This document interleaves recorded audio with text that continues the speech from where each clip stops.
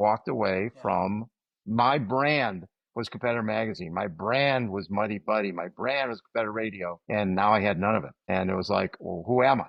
Who am I without this stuff? And if it wasn't for Heidi having that belief that you're way bigger than this other stuff, than a brand, you're going to go create new brands.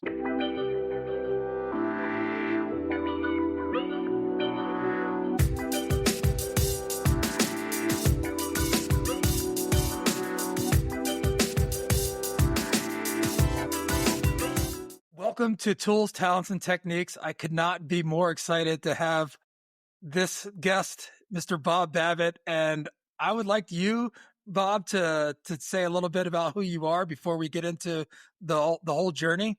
Got a lot of stuff to cover. So could you give a brief introduction on who you are and what it is that you do? Sure. First of all, thank you, Dustin. A pleasure to meet you the other day, and love your enthusiasm. Love everything you bring to the table. Name's Bob Babbitt, co-founder of Competitor Magazine, and my first world was publishing, and then co-founder of the Challenge Athletes Foundation. Challenge Athletes Foundation has been around 32 years. We've now raised $191 million and sent out over 52,000 grants to challenge athletes in all 50 states, 73 countries. And my favorite thing is 105 different sports that we've sent out equipment, training, travel expenses for. And that 105th sport was wheelchair pickleball. So it's been a great journey over the last 32 years. In the meantime, everything for me started with the Ironman triathlon back in 1980. And once I finished that race, I realized that I could accomplish a lot of different things in my life. And that led to Competitor Magazine, that led to Challenge Athletes Foundation, that led to the Muddy Buddy Ride and Run series, that led to Competitor Radio, that led to Breakfast with Bob, and a lot of other different things along the way. It's been a fun journey.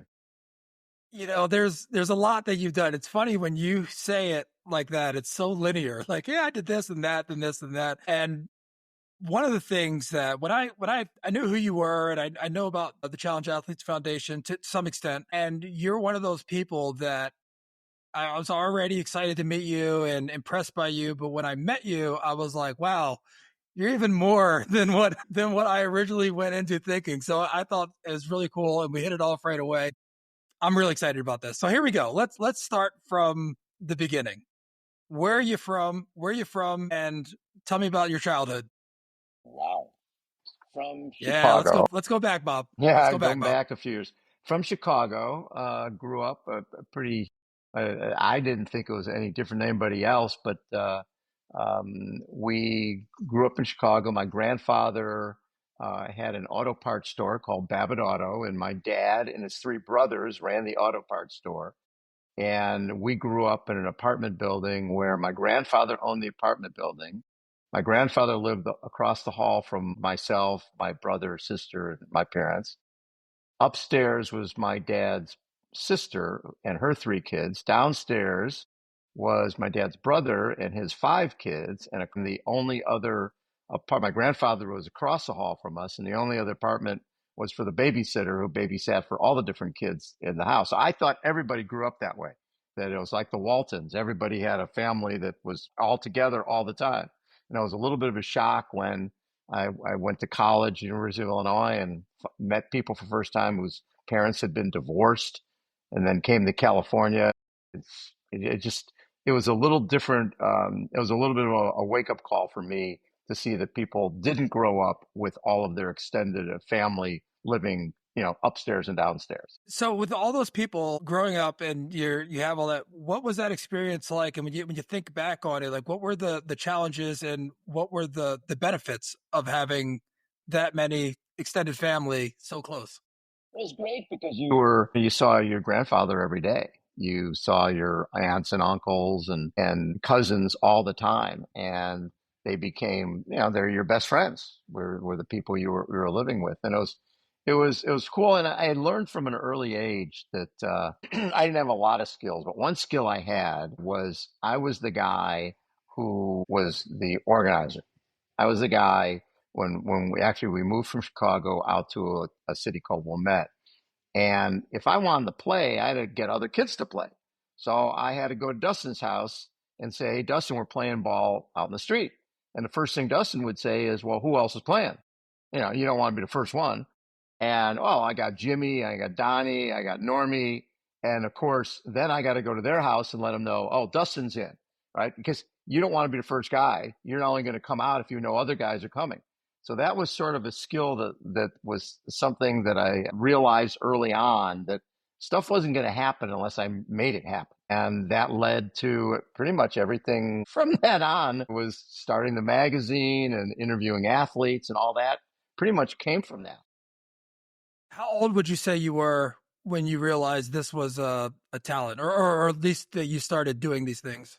I was like 9, 10 years old. I realized right then that was the thing. And it was organizing the baseball games in the street, organizing the hockey games. It was, finding a place to play. It was coaching the kids on the block in basketball and getting them together. And something that hit me very young is we would play on the street. We'd play basketball at this one guy's driveway, and a neighbor, one of the kids who played, his dad would come, and he was this huge, big cheerleader. And he made you feel so good about yourself.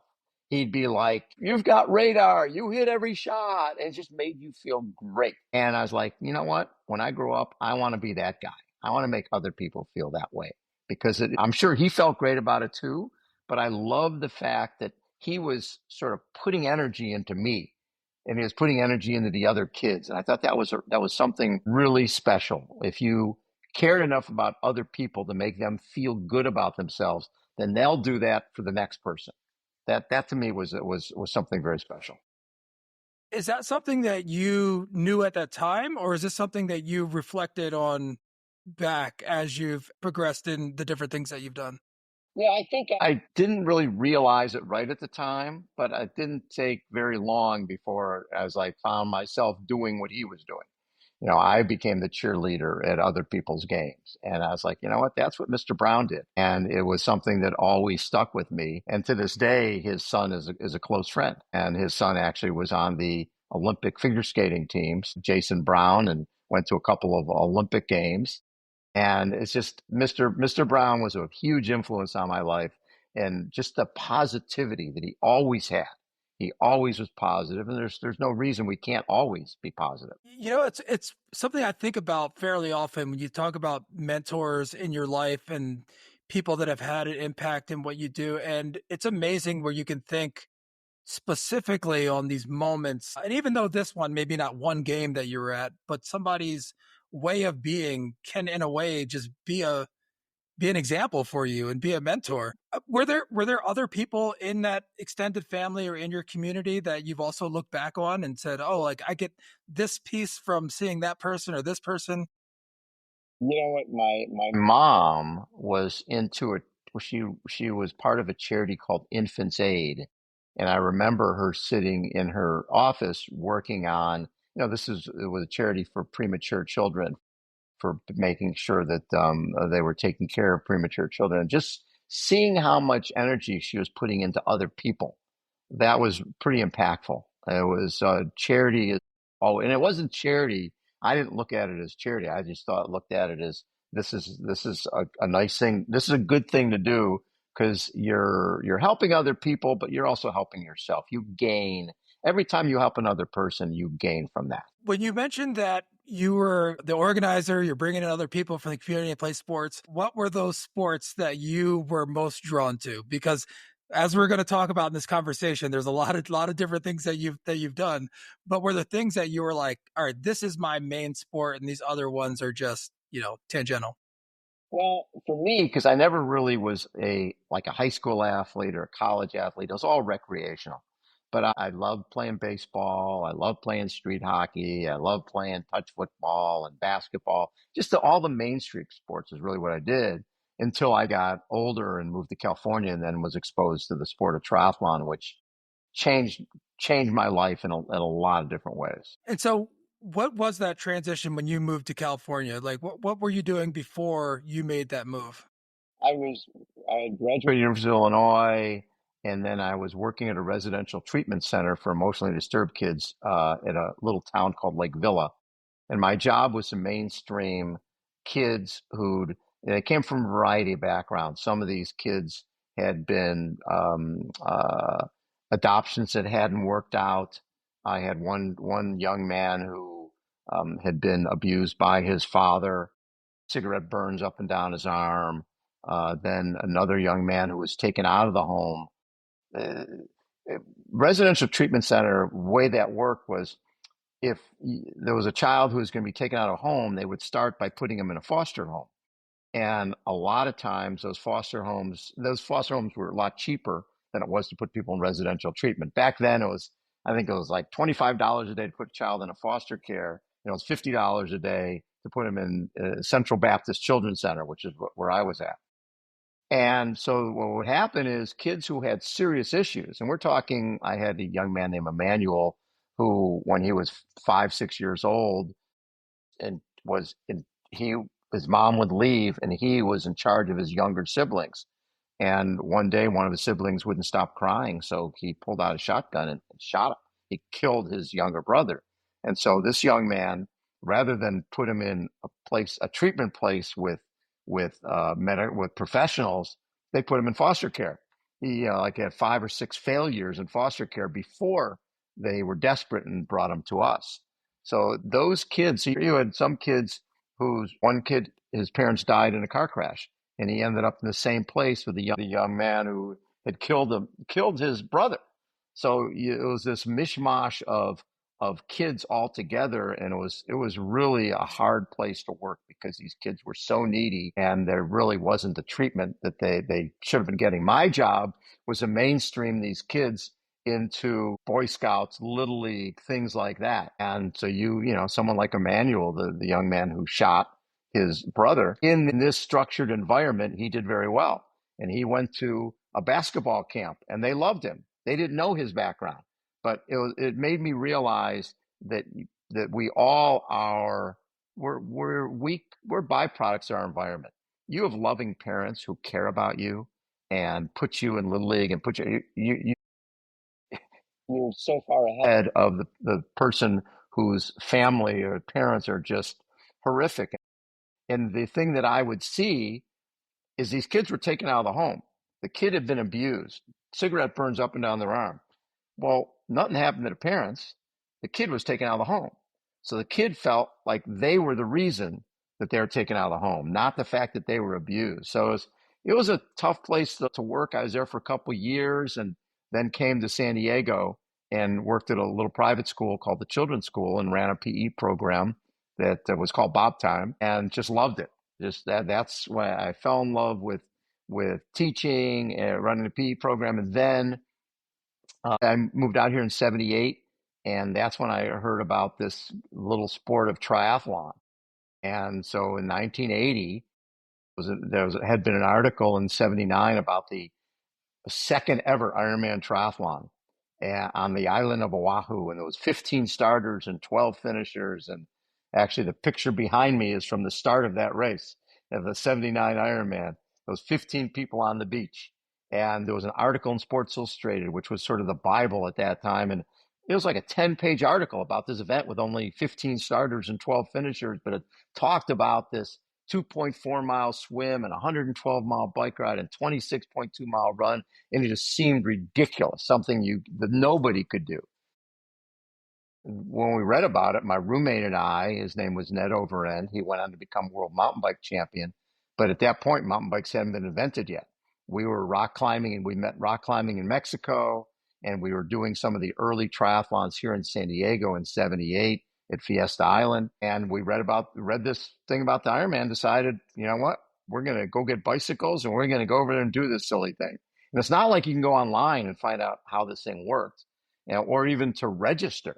You had to track down the owner of the event and call them, find a phone number for them and figure out how to get hold of them, and then fill out an application for this silly event. And I remember Ned and I going to the police auction to get bicycles, and my bike was $75 and the whole back end had been burnt in a fire. And I thought that since it was 2.4, 112, 56 and 26.2, I thought that you swam 2.4, rode 56, camped out, and rode back the next day. So I had pannier, sleeping bag, and tent on the back of my bike because I didn't think I didn't think you did the whole thing in one day. It was the silliest thing I ever heard of. And you had to have your own support crew. So when I get over to, I was on the island of Oahu, and I get over there and, you know, get out of the water. I'm tuning in my Radio Shack radio that I have on the front of the bike and listening to a replay of a Rolling Stones concert from Maui. And I'm riding along in mile 25. I see my crew on the side of the road, and they give me a Big Mac, fries, and a Coke at mile 25 with the bike. No, we had no idea about nutrition or any of that crap.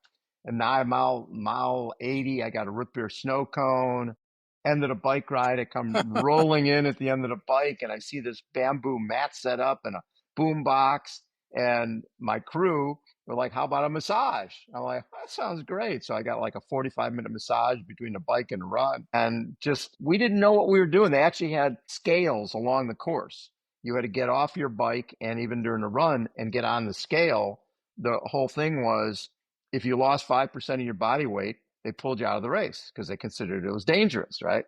So, I finished the massage, and I'm waddling through Waikiki eating what I had given my crew, which was Hawaiian sweetbread and Gatorade. Waddling through Waikiki eating Hawaiian sweetbread and Gatorade.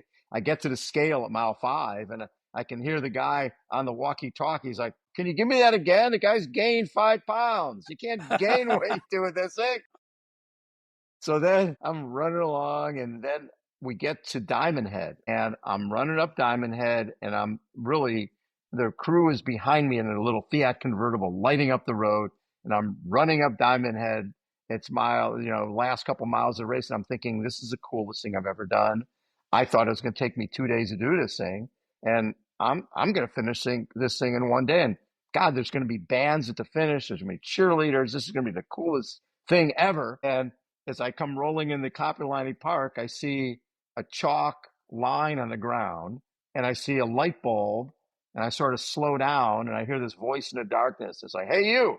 "Yeah." "You in the race?" "Yeah." "You're done." That was it. It was like no big announcer, no bands. There's one guy doing 1 hour push-ups in the park. That was it.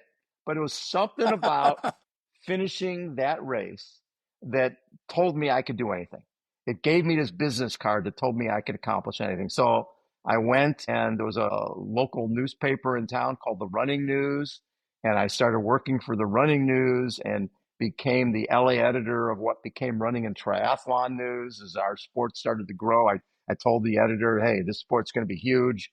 You might want to think about changing the name from Running News and Running and Triathlon News." And I convinced the art teacher from the school, the children's school where I was teaching here in San Diego, to come work for the magazine, and she became one of the best photographers in the history of endurance sports, Lois Schwartz. And then in April of '87, the magazine closed down, and we're like, "What are we going to do? We're out of a job." So I went and met with two local publishers of magazines here in California. One was called California Bicyclist. The other was called Southwest Cycling. And I said, to both publishers, if we did something with the sports of running, triathlon, and cycling all together, we could do something really special. And both publishers said, we'd never put a skinny runner on the cover of the magazine. Sport of triathlon's a fad. It'll be gone in 5 years. This is '87, right? And so I came home, and friends called us into a meeting and gave us a check for $17,000 and said, "Go start your own magazine." So that Running Triathlon News closed in April. In June of '87, we launched Competitor Magazine. We had a little office on Jimmy Durante Road in a guy's garage under 10,000 pounds of bike racks, 200 square feet for $200. And we were in heaven. And every weekend, Lois and I would drive to LA and cover running events and triathlon events. And, I was living on friends' floors because we didn't pay ourselves for the first couple of years. But it was Fantasy Island for us. We got to cover wonderful people and tell great stories. Did you have a knack or a talent for writing?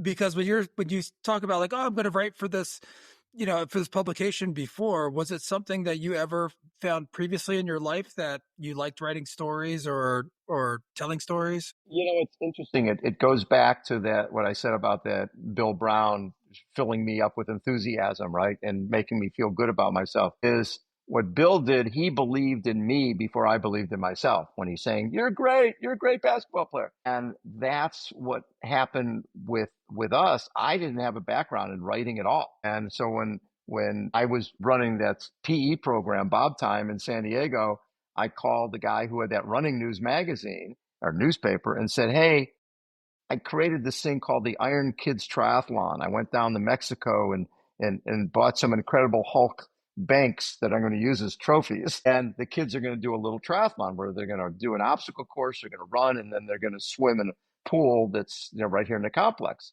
I said, why don't you come out and cover it? And he goes, oh, why don't you write it up? I've never written anything. So go ahead and write it up. So I wrote it up, and he was like, you know what? I really like your writing. You have a flair for this. So just go create other stuff. So I created the Running Wino.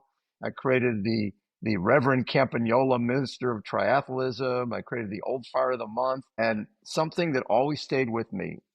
I was there for about a year when Mike called me into his office. Mike Plant was the editor. And he called me in the office and he has 2 piles of letters. All right. And he goes, the one thing you don't want to be in life is vanilla. And I've got 2 stacks of letters here. This stack says how freaking hilarious you are. And the Old Fart of the Month cracked me up. The Running Wino, that picture of him in the garbage can with the wine bottle, that was hilarious. This other one is, I'm an alcoholic. I can't believe you have a thing called the Running Wino. It says, the thing is that every one of these people took the time out of their day to read the article, sit down, write a letter, get an envelope, get a stamp, find a mailbox, and mail this. That's passion. Love you or hate you, that's passion. And if you're driving passion, you're doing the right stuff. So keep doing what you're doing. If I wasn't getting letters, that would mean that nobody gave a crap, that you were vanilla. They're like, that's okay. And you know what? That always stuck with me. You don't want to be vanilla. You want to be sprinkles. You want to be doing something that people will sit up and notice. And that became another great life lesson. So as you're doing this and you're having these, because you mentioned the different magazines, the different publications that you're doing, how are you dealing with finding that path? Like which one, okay, this one's having success over here, or maybe I want to spend more time on there. Like how do you go through those decision-making processes? Everything is passion. But what am I passionate about? I'm passionate about growing the sport of triathlon, right? So that became really important to me.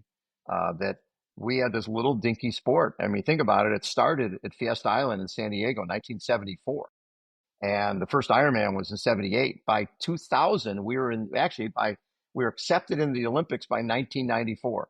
So 20 years from when that sport happened for the very first time, we had been accepted in the Olympic Games. We premiered in 2000. So I loved that sport and I wanted Race Director to be successful.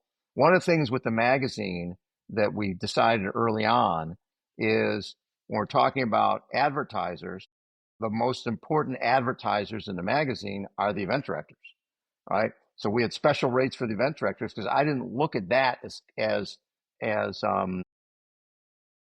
I looked at it as content. I wanted people to pick up the magazine because they wanted to find out what there was no online. If you wanted to find out about an upcoming 5K or a marathon or a triathlon, it was in Competitor Magazine. And that actually led to the partnership with Rubio's and Jamba Juice. Because up until then, if it was a free publication, that free publication was, it was in a bike shop. It was in a running store. But my mentality was, how often do you go to a bike shop? How often do you go to a running store? How often do you eat? You eat a lot. So Ralph Rubio was kind enough, and he was actually one of my first sponsors when I was doing triathlon in the early 80s. And to this day, Ralph is a close friend. Well, Ralph and I did a deal where I put racks for the magazines in all the Rubios. We're talking, eventually he got to 140 some Rubios, but at that point it was like 20, 30, 40, 50. And so the mentality was, and the rack said, California's fittest food, California's fittest magazine. The idea was that most people who were 20 pounds overweight, they're not hiring a trainer, they're not hiring a nutritionist. But if they walk in, they make the decision that instead of having a Whopper for lunch, I'm going to have a Health Mex burrito, right? I'm going to try to eat well. So when they come in to Rubio's, they see the magazine and they flip through the magazine. They see a 5K, and once they put a number on, they're in my world. I've got them. They're going to be part of my world forever because you realize how wonderful that finish line is. How great it is to come across that line at 8 o'clock in the morning and realize that you've just changed your life. And it's something that you want to do forever because the endorphins that come with finishing a race and doing your run and ride and swim, it's life altering. So that's where that came from, and just understanding that you want people to pick up your magazine who've never done your sport before, because my job was to fill up the corrals for those race directors. If Dustin has a race, as soon as your race is over for this year, you've lost all the people. You're starting all over again. Maybe you got 10, 15% who come back, but you need to fill up that corral. That was my job. My job was to be at the races. I prided myself every weekend. I was out handing out magazines. 3,000 magazines a month is what I personally handed out. So that when someone would come up and go, competitor magazine, I'm not a competitor, because they thought it meant elite athlete. And I'm like, well, what time did you get up today? 4:30. And you're here and you just ran a 5K. Yeah. Well, you're a competitor. You're competing with yourself. You're competing with the course. Do you feel better about yourself? Yeah. You're in our world. So that was important. It was important for me to change the perception of my product. Competitor to a lot of people meant elite athlete. To me, it meant testing yourself, getting out and doing something maybe that you haven't done before. But being part of our tribe and being part of our family was what it was all about. Where along the line, I want to make sure that we have enough time. I want to talk about Challenge Athletes Foundation, Yeah. because where along the line did you come up with the idea, or did you co-found the Challenge Athletes Foundation? So through triathlon, we're covering all different types of folks. And there was a guy named Jim McLaren in 1985. He was an offensive lineman at Yale, taking acting classes in New York City. He was on his motorcycle going to class, gets hit by a bus, thrown 90 feet in the air, dead on arrival, lives, but loses his lower left leg below the knee. Comes back from that to run a 3:16 marathon with a walking leg, which was unbelievable, right? What you see nowadays with high-tech prosthetics, that's not what we had back then. There was one step up from Captain Hook. So this kid runs a 3:16 marathon, and then I met him in Hawaii at the Ironman. I was there with Competitor Magazine. Ironman became a big part of my life. I ended up getting inducted into the Ironman Hall of Fame, USA Triathlon Hall of Fame. And a lot of that was because I believed in the sport early on, and my goal was to grow it and make it special. And here comes this amputee guy going 10:42 in Kona, which is top 20% of everybody in the race, where he had to stop and pour sweat out of his leg as he's doing his race. So at that point, he's traveling the world. He's sponsored by Budweiser. 8 years later, 93, he's racing in Orange County, California. A van goes through a closed intersection, hits the back of his bike, propels him headfirst into a pole. A guy's already an amputee becomes a quadriplegic. And I covered a lot of wheelchair athletes through Competitor. And the one thing I'd hear from them when, I'd ask them about becoming paralyzed, how did that change your life? It was, I'm 30 years old. Here come mom and dad back in my life. I was an independent adult. Now it's like I'm a child again. I've got my parents there. I've lost independence. I'm losing hope. I don't know what to do next. So our goal was, we're going to put on a little triathlon for Jimmy at La Jolla Cove. We're going to raise 25K and get Jimmy a van with hand controls to give him independence. That was all we wanted to do. We raised 49, thought our job was done. And then 3 amputee women came up to us and they're like, listen, it's great what we did for Jimmy, but did you know when you get injured, your health insurance covers a walking around leg or an everyday wheelchair? Nothing to do with sport is covered by insurance because they consider sport a luxury item. And you and all your listeners know sport is a huge part of who we are and what we do. And sport is something you need to have with you forever. So that's when Jeffrey Eskow, myself, and Rick Kozlowski got our 501(c) and decided if someone needed a piece of equipment, training, travel, expenses to stay in the game of life through sport, we'd be there forever and a day. And now it's $191 million later. 52,000 grants later. It's been an amazing journey, and it's totally tied to Ironman and triathlon because one of my first calls was to David Yates, the president of Ironman.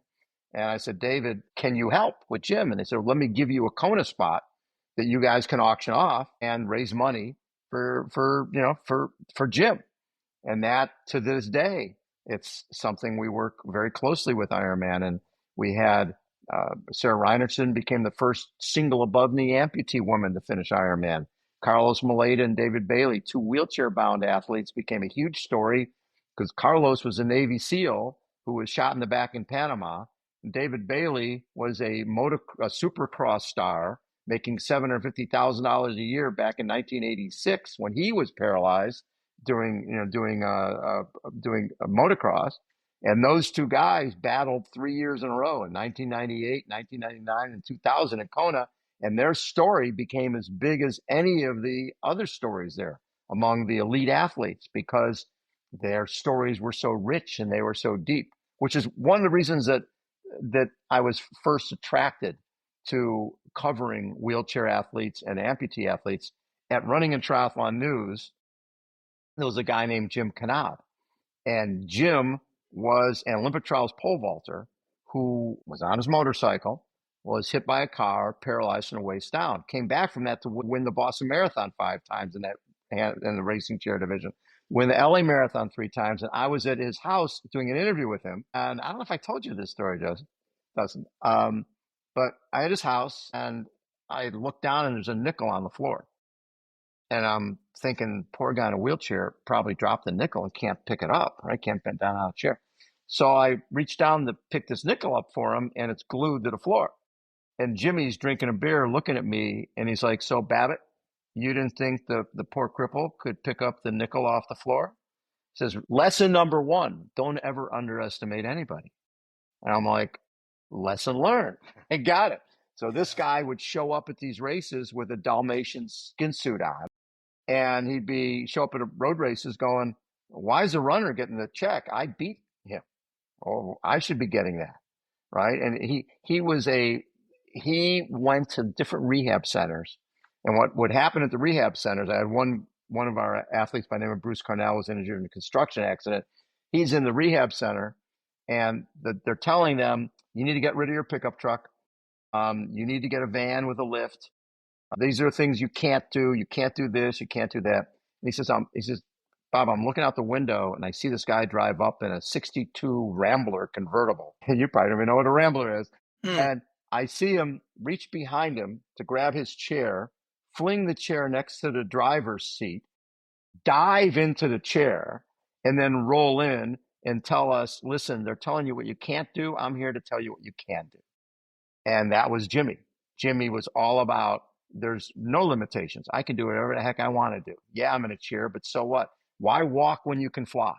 Right? That was what he would tell wheelers. It's like, listen, quit looking at it as a negative. The person who wins a race isn't the one who goes the fastest. It's the one who slows down the least. He was just that guy. Why walk when you can fly became a big mantra. And so long before CAF, I created a wheelchair criterium in downtown La Jolla as part of the La Jolla Grand Prix bike race. The men raced and the women raced in downtown La Jolla, half-mile loop right there in Silverado Street, that whole area. In between, we had a wheelchair criterium where Jim Knab and David Bailey and all these top, Carlos Maleta, all these top guys raced. And it was the coolest thing because people got to see the top athletes in the world in racing chairs with the cyclists who were totally enamored with the equipment they were using. And so I brought in a flatbed truck with a lift on it and brought patients in from Scripps and Sharp and put it at one of the corners and had our wheelchair guys go up and spend time with the rehab patients. And one of the rehab patients said something I'll never forget. I said, why is this important? He goes, it's important because I might not ever get to the level they're at, but it's great to know it's there. It's great to have something I can aspire to. Yeah, and some of these lessons that you're learning from these people with this resilience, and you're helping them with what you're doing and the platform that you're providing and these connections, it's amazing. And I think about it sometimes when it's like how much you can be inspired by the people that you're the one trying to help, right? If I'm saying that, I mean, I don't sound, maybe that sounds a little From weird. everybody. Yeah. Yeah, it's incredible. So, but I have a question that I want to ask you about, following that passion and where you get the energy from. Because when you saw triathlon, you were like, "There's something here. I'm going in. I'm doing it." And then when you started the Challenge Athletes Foundation, when you and your partner started to work on that, did you know off the like, yeah, they're doing this, or was there a certain time within that first, let's call it 3 to 5 years, where you're like, okay, yeah, we really have something, and we're gonna go all in on this. Yeah, what was interesting is all none of us worked for CAF, right? I was running Competitor Magazine. Jeffrey was working at the Tinley Company. Rick was putting on all the local triathlons. So we were on the board and we were overseeing. But we hired Virginia Tinley, her husband Scott Tinley, two-time Ironman champion, and she became our executive director and was amazing. The first place we were in was Condemned. We had this little shack. We called it the Calf Shack over off of Jimmy Durante. It was next to this place where they had exotic birds. Virginia was our first employee, and then Tabby King was our second employee. These big birds would just walk into this house that was condemned. Tabby would be like on the phone, and some screeching bird would like walk into the middle of the middle of the room. It was crazy. Like early on, we had a really cool buy-in from some of the, like Mark Allen was six-time Ironman world champion, and he came to the first triathlon we did for Jim McLaren, and McKeely Jones came. So we had a buy-in from all the top celebrity athletes. And then when Robin Williams found CAF through Virginia and Scott Tinley, and he came to our event, that changed everything. Because all of a sudden, Robin is there at La Jolla Cove for our event, and of course, every media truck is there because Robin is there. And what happens, and Robin understood this, the people come to see Robin, and then they see Rudy, and then they see Roderick, and then they see Jim McLaren. They see all of our athletes. They didn't come for them, but they left with them, right? They understood then why Robin was so passionate. Robin loved it. My favorite Robin is every year we'd be there at the Cove and they'd send the weather truck out or whatever. You know how they try to do the remotes from different locations. And knowing Robin was going to be there, they'd always be there. So his one reporter is like, do you think I can get a soundbite from Mr. Williams? And Robin's whole thing was, I'll do a soundbite if it's live. And they can't edit Mm. it. So anyways, I said, is it live? I said, yeah. So I go to Robin and Robin goes, it's alive. Yeah. So excuse me. She says, so Mr. Williams, sir, how's it going to feel like? What's it going to feel like when you finish that 56-mile bike ride? Is this live? Yes, it is. I'm going to feel like there's a river of sweat like Niagara Falls running down the crack of my ass. That was like the coolest thing. And Robin, you put a microphone in front of that guy, it's like raw meat in front of a lion. That guy is going to be all in on that. And Robin, what was the best is people weren't looking to get photos with Robin. They were looking to just come up and thank him for being there. And when he passed away, he owned 80 plus bicycles. And when he passed away, the bikes were auctioned off for about $600,000, and half of that went to CAF, and the other went to the Christopher and Dana Reeves Foundation, his buddy Christopher Reeves. I mean, Rudy became a part of the family. So Rudy would do the 1.2-mile swim, Robin would do the 56-mile bike ride, and Scott Tinley would do the 13.1-mile run. They were Team Braveheart. And for 11 years, those three were together doing our event.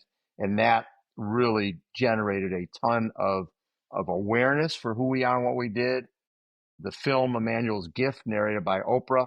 I told you that story before, from the early 2000s. And that led to a ton of media. Bill Walton embraced us and was a huge supporter. Bill looked at us as kindred spirits because he'd had 36 surgeries. He considered himself a challenged athlete.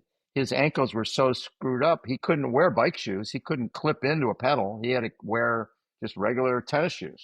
So there's a lot of reasons for the growth over the years. And a lot of that is, I always tell people, you can't have a business plan for this stuff. this stuff happens. I mean, Jeffrey was like, we need to have an endowment. Sounds great. Okay, we're going to try to see if we can get to 10 million by 10 years, 20 million by 20 years, 30 million by 30 years. And every one of those we hit. And Jeffrey was one who pushed for a building. And that building, which I think cost like 1.6, $1.7 million, is probably worth north of $10 million now, totally paid off. And that spit out over $300,000 for grants this year. So being Wow. fiscally responsible has been a huge part of what we do, but it's also understanding that things happen organically. The Emmanuel story, those type of things, they don't happen without other people embracing your vision. Yeah, and you know what? Part of that is especially partnering with the right people because everybody brings their own style, flavor, and having that balance and having those people surrounding yourself with the right people is so key. So it sounds like that's the perfect mix. As you know, your experience and your background, even going back to what you were saying about how you were getting people together to play sports, like you see how that manifests itself, and perhaps Jeffrey come on the business side, like we should do this and that. And so yeah, it can't all be just on the spreadsheet. There's other things that are involved. Absolutely. Absolutely. Yeah, it's been a pretty amazing journey just seeing where it's gone, and I know that the biggest challenge now is technology is so good. Someone like a Jim McLaren back in the day, there was no sport for quadriplegic. Well, now there's power soccer. Now there's tetra ski. Now there's off-road e-assist hand cycling. There's so many cool sports out there, but that stuff's expensive, and more so than a $4,500 wheelchair basketball chair. You've got a $15,000 off-road e-assist hand cycle. So right now we're sending out $5 million in grants for 2025. And easily, if we'd had the funds, we could have sent out 7 million. So that's the thing, is more awareness means more grant requests. More grant requests means more grants potentially that you can't fund. You mentioned some of the people that were instrumental in partnering with bringing awareness and those things, and with Robin Williams and Bill Walton. And as a side note, I feel like I've really missed out on meeting Bill Walton. Like I, he was in the neighborhood. He was over here and there. We were like dancing around each other, but I never had the opportunity to meet him. I feel like it's a shame that I never got to meet him because I think I would have really liked So them. here's my favorite Bill Walton story. Bill, there was a young man named Mac Johnson, was in college in Tennessee at a party, fell off a patio, paralyzed from the waist down. 6 months later, his mom wanted him to travel, get used to traveling with a wheelchair. So they decided to go to Arizona for the NCAA basketball championships. They get down there and they're out at Subway or Quiznos, something like that. And who do they run into but Bill Walton? And so Mac rolls over and says, "Mr. Walton, sir, can we get a photo?" And Bill's like, "Mac, what's your sport?" I said, "Well, Bill, I don't have a sport yet. I've only been injured for about 6 months.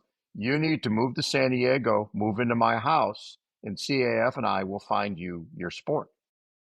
What celebrity talks to a total stranger in a wheelchair and says, "Move to San Diego, move to my house"? He did. He moved to San Diego, moved into Bill's house.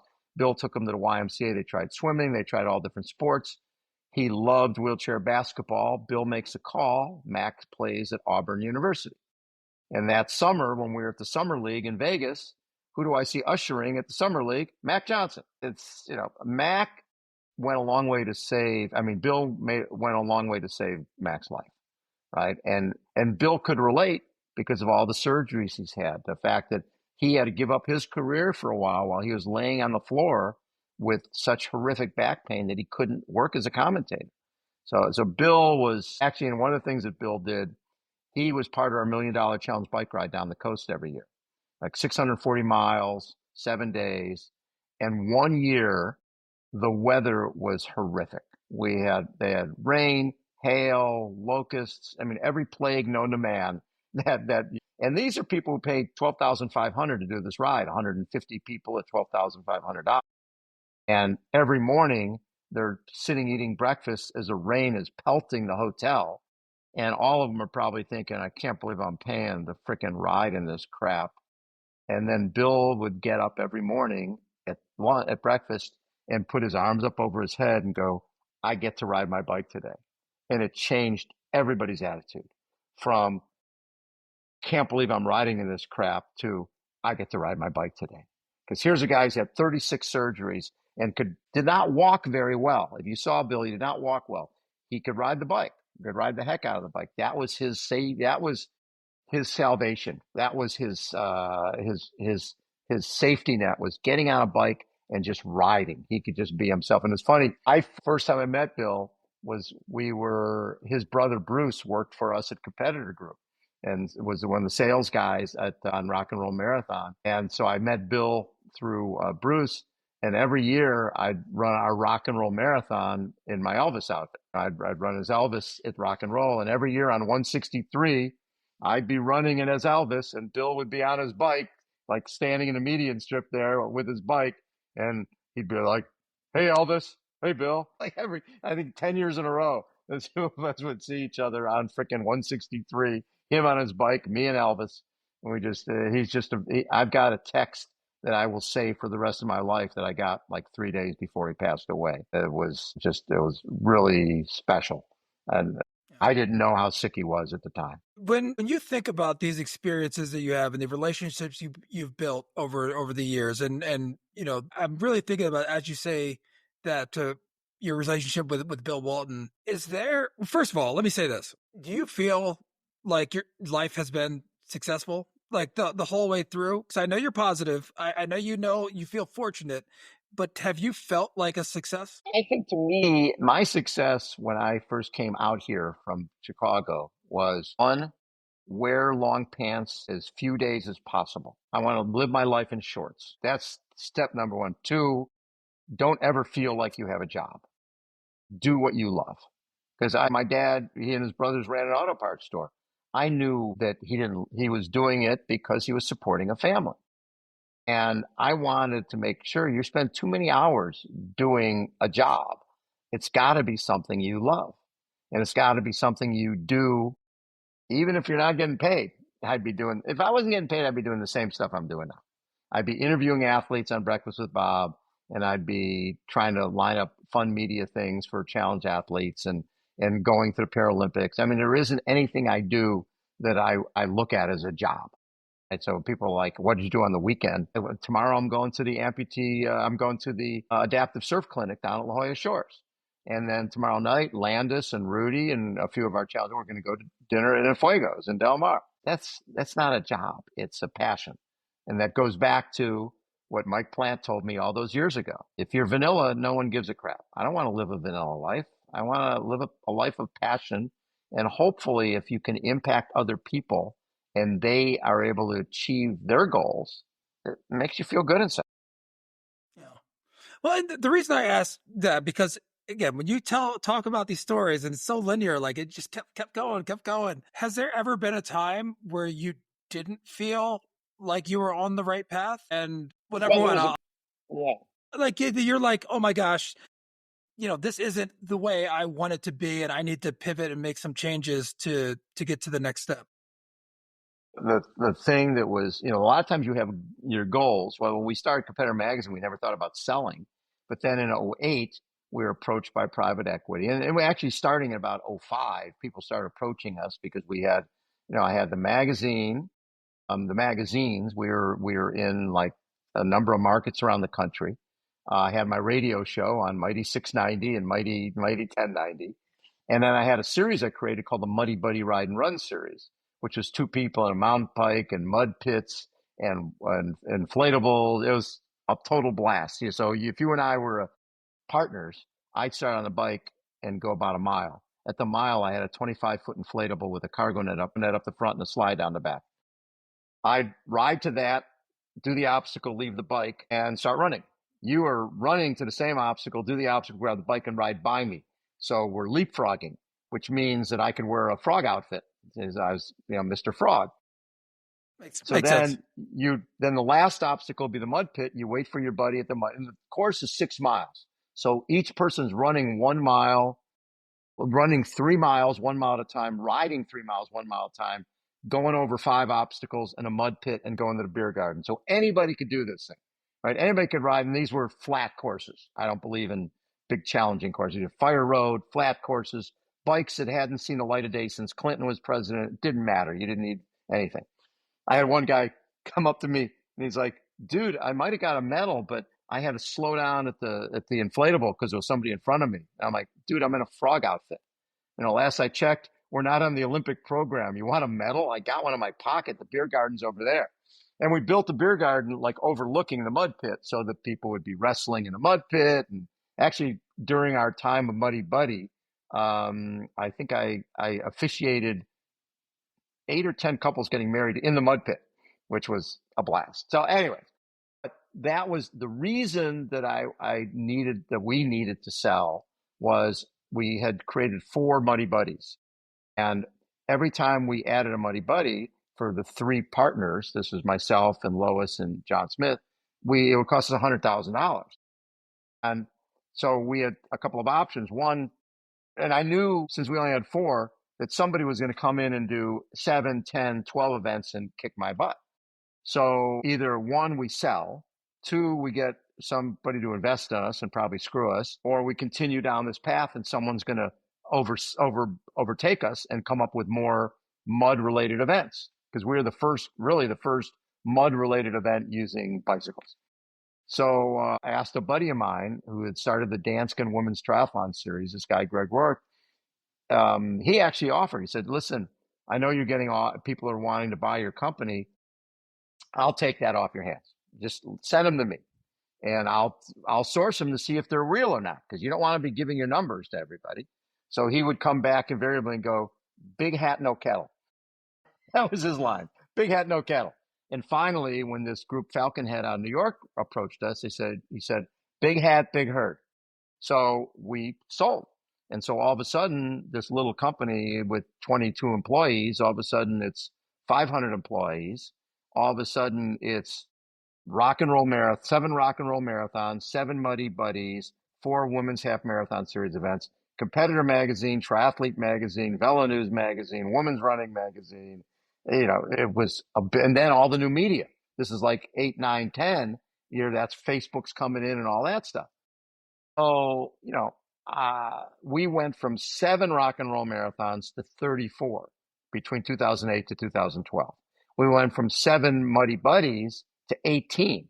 So, you're talking 650,000 of people running the rock and roll marathon series, with 60% of those being women.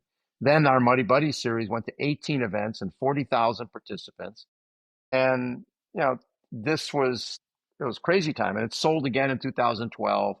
And then, what happened, and when you talk about low points, so now I'm getting Yeah, good for a second paycheck. I was like, where's the low point in this, Bob? The low point is this. The low point is okay, we've sold, we've got multi-year contracts, everything is smelling good. Competitor Magazine now is converted into a running magazine because they want to support the rock and roll marathon. So we lose what I believed in, which was triathlon and multi-sport and all those things together. They pulled us out of Rubio's and Jamba Juice. Why are we in places where people eat? We should just be in running stores. Then they closed down my Muddy Buddy series. We make more money on the photography at Rock and Roll than that whole series, even though it's spitting off $1 million a year. And then I had Competitor Endurance Awards, which was something that we'd created back in 1990, and they closed that down. So my wife, Heidi, who you've met and is one of the most honest people on the planet, she says to me, she says, you realize you're miserable, don't you? And I said, what do you mean? She goes, well, they killed your magazine. They killed Muddy Buddy. They killed your endurance awards. They don't want you, and you're miserable because they don't want you. They don't want anything to do with you. They don't believe in your ideas. They're killing everything you're doing. They're killing you from the inside.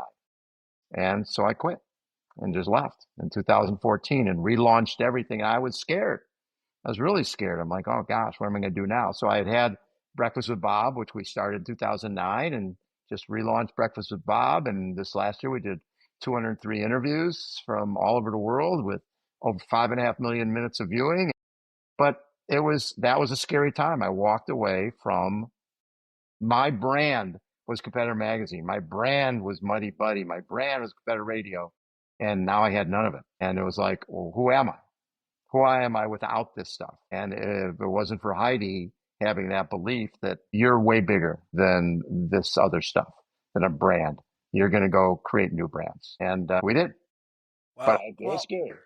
Well, talk about full circle, and if I can draw some parallels here, I think about this a lot, especially when people, you know, age out or have to pivot from playing sports. Because I used to love basketball, and then I got into rugby, and I've had some injuries, like nothing to the extent of like for Challenge Athlete Foundation, I wouldn't believe.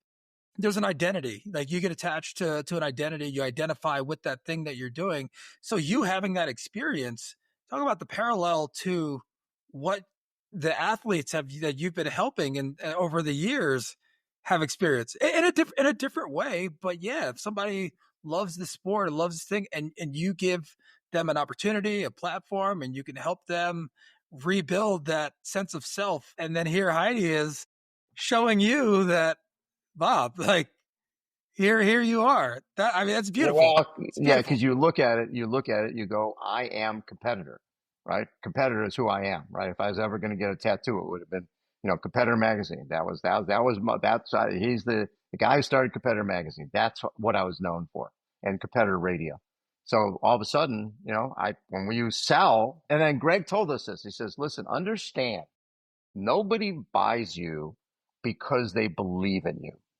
They buy you because they think you're a piece of crap and they can replace you tomorrow.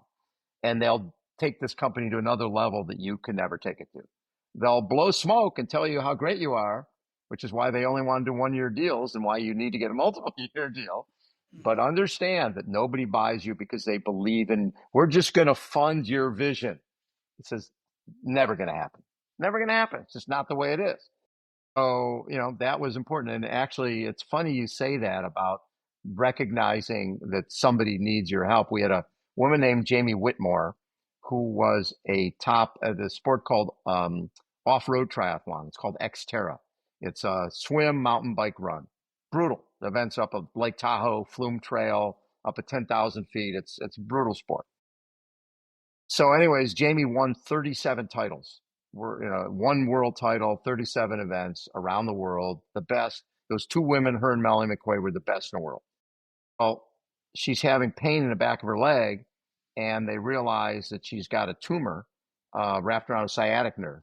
And when they cut that, she's not going to be able to run again. Jamie's one of the most competitive people I ever met. So I called her husband at the hospital and said, when Jamie is out of the hospital, please have her call me because we need to find her a new sport. And there's para sports, there's paracycling, there's para triathlon, para swimming. So she calls me and we get her into paracycling and she goes to Rio and wins a gold and silver medal. The interesting part about that is she kept getting sick and they kept telling her with the tumor, they kept telling her, we don't see anything. You must have a low threshold of pain. And you've ridden a mountain bike before. Riding a mountain bike up at 8, 9, 10,000 feet straight up, you don't have a low threshold of pain. Hmm. You're a beast. She was that person who, um, you know, even after they identified the cancer and treated the cancer, she kept getting sick and she couldn't figure out what was going on. Doctor said, just go in, get some tests and we'll figure it out. And so she goes in and they go, got great news for you. You're pregnant with twins. that was the that was why she kept getting sick. And so those twins were there at the Paralympics in 2016 as Jamie in her basically rebirth of a new sport for her, right? She was a great Xterra athlete. Now that was done. It was gone. And then she's becomes a two-time Olympic silver and gold medalist with her twins there watching in her next evolution, next part of her life. And now she's been 16, 20, she's been in the last three Paralympics in cycling That's and is amazing. just yeah. But that's people. I tell people all the time we tend to come in a lot of times at the lowest moment of somebody's life. CAF does, and then we get to see that upwards trajectory. We get to come in and see what they're going to do next, which is wonderful. Yeah, it's very telling of you to say we get to see it, and you're not saying like that you're a part of it. I mean, it's on brand for who you are and what you do, but I got to give you your flowers and your kudos because without people like you and your organization and those around your organization, maybe you're part of it. You're a big part of it. So thank you for everything that you do. The cool thing is just seeing again. I think all of us, if you believe in somebody before they believe in themselves, you both win.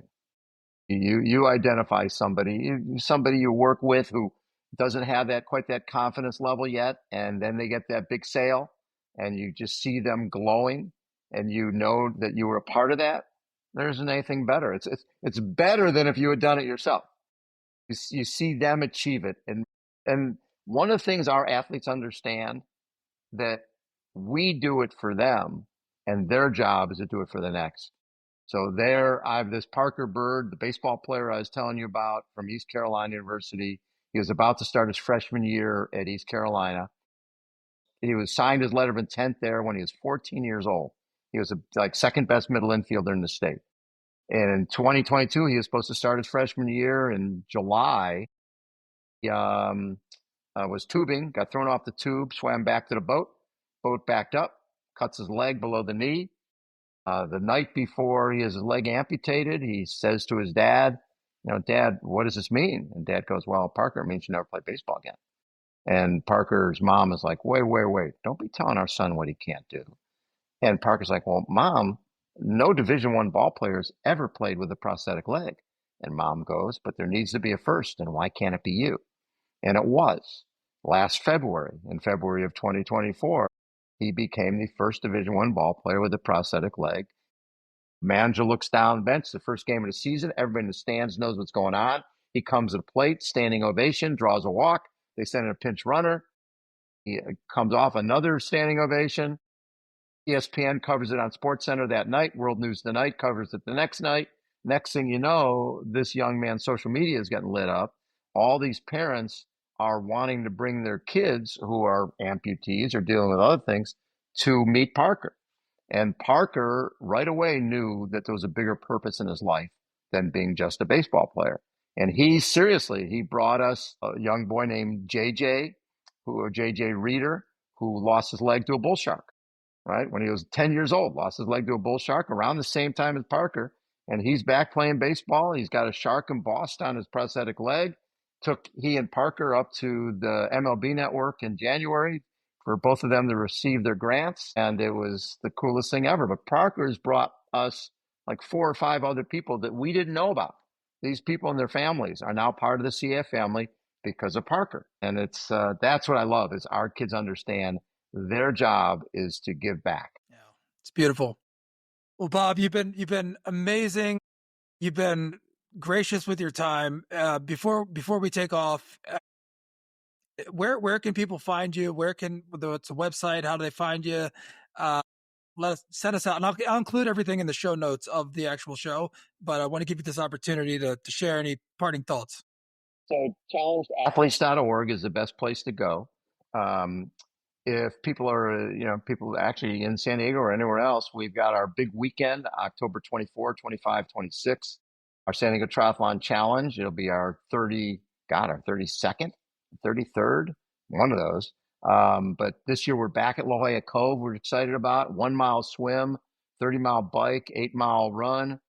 It's come out and join us. It's a phenomenal weekend. We'll have clinics, 150 challenge athletes from all over the world there. And one of the moms came up to me a couple of years ago. And it's something I hadn't thought about. She goes, my son's an amputee, and we're in a little town in Nebraska. He's never seen another amputee. He's never, for 363 days a year, he feels like a freak that people are staring at him. And he comes here and there's legs laying all over the place. He's like everybody else. And I hadn't thought about that weekend and how important that is for the community that people gain there. Parents meeting parents, prosthetists meeting prosthetists, wheelchair athletes meeting wheelchair athletes, and they become friends forever and ever and ever. And then for breakfast with Bob, they can just go to Babbittville. All the social media platforms is Babbittville, and breakfast with Bob is we interview actually, we were just in Oceanside and interviewed a number of our CAF athletes there as well as the top pro triathletes.